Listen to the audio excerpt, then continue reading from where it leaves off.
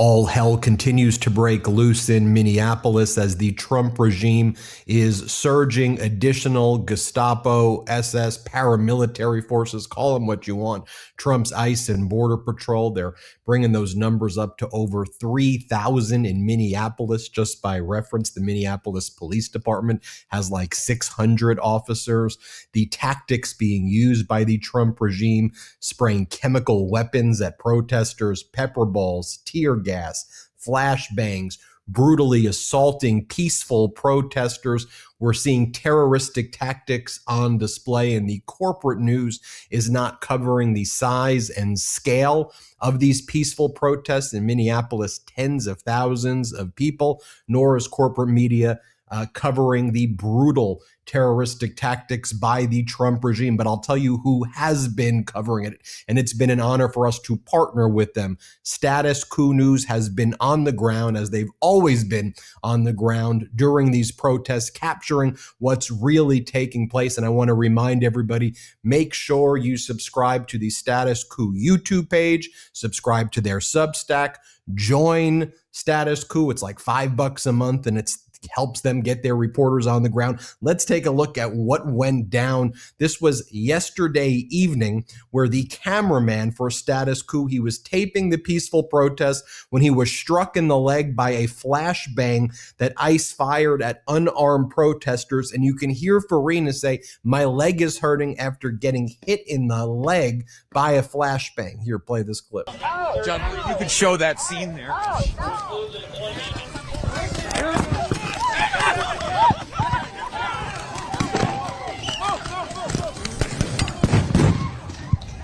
We're hearing flashbangs go off. Tear gas has been deployed here outside of the Whitnall Federal Building.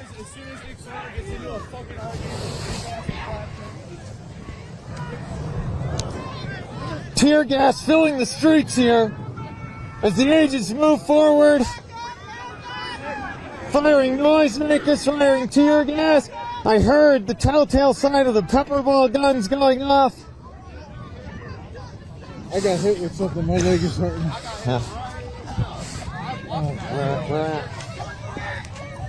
Where'd you get hit, John? My leg. I'm worried about you.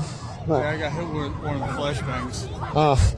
John's telling me here that he thinks he got physically struck by one of the flashbang grenades that the agents deployed. And then JT Cestkowski, the reporter who you heard there, checking in on John Farina, who was hit by the flashbang. Cestkowski then gets hit by 2 rounds of pepper balls. Watch this. This is so disappointing to see, so I will stand up for it, because never let journalism die. Fucking gas me. Agents there firing more pepper balls. I was struck twice there, John. Got shot with 2 pepper balls myself. Yeah. First of all, are you okay? Yeah. Yeah. They threw it right at my fucking foot. They don't care if they're hurting people. They do not care if they're hurting people, because their only agenda is to steal people. It's just to steal people and keep them detained. It doesn't matter if you're a U.S. citizen. I've been here for 16 years of my life, and they'd probably take me because of the color of my skin. They're not judging you based off your citizenship. They're judging you off of accents, anything that doesn't justify their political game. Wow. Then earlier in the day, ICE agents attacked Minneapolis peaceful protests outside the federal Whipple building there, firing a mix of pepper balls, pepper spray, and tear gas. Watch as JT Cestkowski reports. Let's play it. Oh, the agents moving forward now, pushing the demonstrators off the road. Few of them holding pat. And we're seeing here the use of pepper spray and the firing of pepper balls. Pussy! Fuck you! We're using our tax dollars to assault them. And give you something useful. Seeing a lot of coughing right now. Myself and John have donned our safety equipment so that we can continue to breathe and protect our eyes, because them spraying that pepper spray and shooting those pepper balls kicks up a huge cloud of chemical irritants into the air that affect not just the person that the federal government is aiming at, if those agents are even. Then you'll see multiple ICE agents dogpiling on protesters as other agents yell, back up, back up. Cestkowski reports. Let's play it. You're seeing there some of those agents that are holding those pepper guns, the pepper spray that we called out earlier. But now I'm seeing even at least one agent who's wearing the tear gas canisters on the front of his vestments. So it goes to show they have that ability as well, beyond the pepper spray and the pepper balls that we saw deployed out here earlier. And as the federal agents now advance, telling the folks to move back.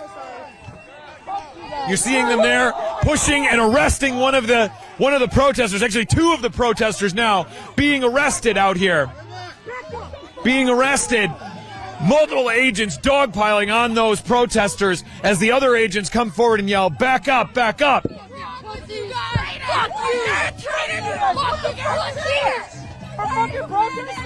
And then you see here a car drive by laying on its horn and giving the finger to the Trump administration and its immigration enforcement agents. Let's play this clip. And you see in here a car drive by laying on its horn and giving the finger to the Trump administration and its immigration enforcement agents. Another here driving down, holding out a sign. I cannot see what the sign says. Another is a whole convoy of vehicles that are also against the federal government rolled by as part of this demonstration that was met with cheers from the crowd. I want to bring in JT Cestkowski right now, the reporter who you saw there on scene. It's great to be with you, JT. Talk to us about what you saw on Saturday and Sunday.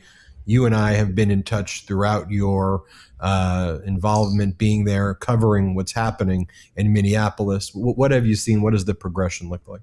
The progression over the days since the Trump administration shot and killed somebody here in the city has been one of snowballing protests, rising momentum here on the streets. Yes, on Saturday, it was tens of thousands of people in the streets here demanding justice, demanding that the Trump administration remove its now 3,000 agents that they're deploying here to the city. You cannot turn a corner without tripping over ICE agents, it seems. We went out in previous weeks when we had been tracking what the Trump administration was doing here on the ground. The trouble was always finding where the agents were. They drive around in unmarked vehicles, masked. They do their utmost to try and avoid notice. And it was always about trying to identify where they were. This time, now, it's the complete opposite. The problem is that there are so many agents in so many different neighborhoods here, nearly constantly, that we were finding ourselves constantly pushed and pulled between various different neighborhoods, ping-ponging around the city, trying to hone in on where the greatest amount of suffering was being meted out here in Minneapolis, and eventually ended up in St. Paul today. And tonight, we saw the Trump administration using a hair trigger on the deployment of force against peaceful protesters who showed up outside of the federal Whipple building to protest against this administration. That federal building is where ICE and other Department of Homeland Security agencies are coordinating many of their efforts here in the Twin Cities area. So it's become now a little bit of a magnet for these protests. And the Trump administration,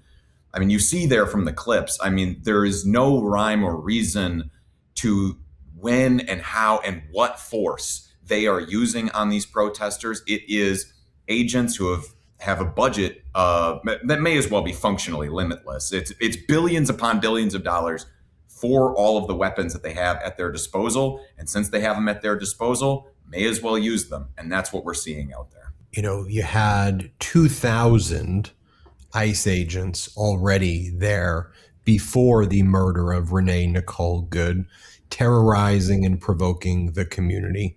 Then after the murder, they now surged another 1,000. It may even be more than that, both ICE and Border Patrol. Now, I think we have the video of this as well. I'll show it to you.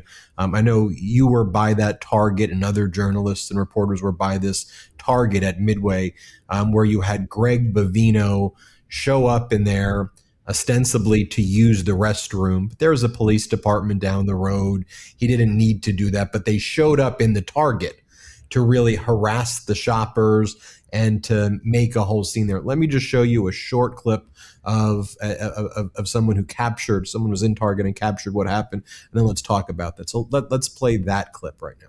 Is this what your parents should be proud of? Huh? You guys are fucking bums. What are we doing, man? You guys are fucking bums. All of you. Fucking bums. What are we doing? Fucking bum. You're a bitch. And if your wife was out, I'd probably fuck her too. You guys are all bitches. And you can't do shit to me. You can't do a thing. Get the fuck out of here. Get the fuck out. Nobody fucking wants you here. Right, get the fuck out. Walk the fuck out, you stupid bitches. Get the fuck out of here. Get the fuck out of here. You fucking coward. You're a fucking coward. You know, and they terrorize the communities. They go around and they want to provoke the people in the community, right? I mean, that's why when I say they're engaged in terroristic behavior, I don't know how else to describe it. Yeah, I mean, what you're seeing there, Greg Bavino, the leader of so much of the Trump administration's terror campaigns that's waging here in the Twin Cities, but before that in Charlotte, in Chicago, in cities across this country. Greg Bavino wants that moment. He wants the cameras. So you heard me describe how ICE agents in so many of these neighborhoods roll around in unmarked vehicles trying to avoid notice. They'll go around in sometimes one vehicle or groups of just 2 or 3 vehicles at a time. Greg Bavino rolls around with an entire entourage. It is a long convoy. It is easy to find. He wants it to be easy to find. They want the media attention. They invite it. They make themselves intentionally easy to follow because they want to be seen causing this terror, because they want these communities to be scared. The pain is the point, is something that I have continuously stressed. They want the pain, and then they want it visible to produce their propaganda, to 1, feed red meat to their base, and then 2, to try and intimidate these cities into submission. They shot and killed a woman here. And their response was not to be humane or to reevaluate their strategy or to reflect inwardly on themselves and ask, is there something we can do to protect the sanctity of human life out here? Instead, they doubled down. They sent 1,000 more agents. They added to the spectacle. They've added to the pain. And it's not like their escalation is matching an escalation in violence or an escalation in some conduct by the people that requires the escalation. What you've been able to document, and it's why it's so important when Status Coup is doing, these are peaceful protests. Sure, the numbers of the peaceful protests have grown in the thousands, if not the tens of thousands, and we've seen how big the crowds are. But, I've seen videos of Somali women handing out food. I've seen people singing songs and yeah, occasionally you'll have people cursing and people getting upset and saying F ICE or this or that, which they have a First Amendment right to do. But I've never seen in the videos anybody, and you've been embedded in there, engaging in assaultive conduct towards the ICE agents or engaging in behavior. It's been the opposite. ICE is attacking these crowds, and then people get nervous and they don't know how to react to getting beat. And so those are the scenes you're in there, though. I'm watching what you're doing. So talk to us about that from the inside view. But the escalation there at these scenes,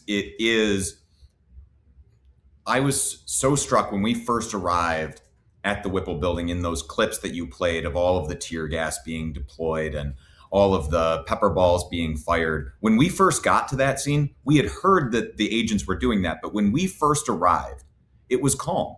It was calm. There was a little bit of chanting, but it was calm because those agents weren't standing, just feet from the protesters. The protesters were standing on one side of the street, and the agents were nowhere to be seen. They had pulled back into the parking lot of the Whipple Federal Building. And when those agents aren't directly confronting those protesters, the protesters are calm. When the agents come out and put their presence there, well, then the protesters start to chant a little bit louder. When the federal government then goes ahead and uses taxpayer funds against the taxpayers and deploys all of those weapons, well, those protesters, they feel cornered and they feel like they have no other recourse other than to react with further shouts. Or the most that we saw the other night, the most we saw there outside the Whipple building was people throwing snowballs. They started to throw snowballs at some of the passing federal vehicles, just a couple of them. But that was after they have been repeatedly tear gassed, pepper balled, sprayed with pepper spray, and they'll throw a few snowballs. And then in way, way too many instances, the media ends up framing it as both sides used force in a sense. Like that's the way it'll be played out in so many different outlets out of this, because we've got a shot of the federal government using force on this side, and okay, here's a shot of a protester throwing a snowball on the other side. So look, who's to say who's right here? But when you're on the ground and you see it play out for hours and hours, you see that pattern of escalation. This is what the Trump administration wants out here. They want that direct escalation because they want to be able to, one, paint the protesters as rioters if they can, and two, they just want the excuse to be able to brutalize, these people who live in a blue city in a blue state. JT, I want to remind everybody that they need to subscribe, or they should subscribe to Status Coup on YouTube, subscribe on Substack, and they should join and become members because, I know you're humble about it too, though. But let me say, you put yourself in harm's way. Your camera crew puts himself in harm's way. You're out there covering what corporate news isn't covering, and so it's been an honor to partner with you guys and to share what's really happening with our audience and introduce our audience to y'all. And everybody should know the great work you're doing. So before we go, I want to give you the chance to also talk about Status Coup and the work you're doing there, and just any final message you have for all of our audience watching. My final message is one of gratitude to your audience. We've been truly humbled by the response, the love that we have been shown, the support that we're getting for this on-the-ground reporting that we're doing. Before the killing of Renee Good here in Minneapolis, there was not much being talked about in mainstream press about what was happening, at least in national press, about what was happening here in Minneapolis. But we were on the ground here for weeks.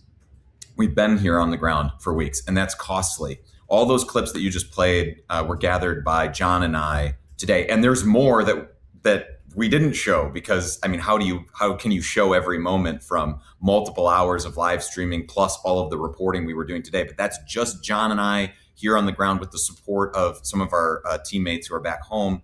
But we're at this point now where our only limit is just the number of hours that John and I have in the day. And we're trying to grow at Status Coup. We're trying to add people to really take our coverage up to the next level. And so if people want to be part of a truly people-centered movement here, of people-centered journalism, please go statuscoup.com/join. For as low as $5 a month is all it costs to keep John and I fed, keep us on the ground here, and then add a little bit to expand our team and continue to document the abuses that the federal government is meting out.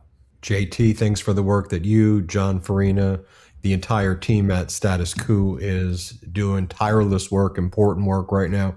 And thanks everybody for watching here. Subscribe to our YouTube channel as we grow to 6 million subscribers. And thanks for watching, and spread this message, spread this video so people out there know the truth. Thank you so much. Thanks, Ben. Want to stay plugged in? Become a subscriber to our Substack at MeidasPlus.com. You'll get daily recaps from Ron Cestkowski, ad-free episodes of our podcast, and more exclusive content only available at MeidasPlus.com.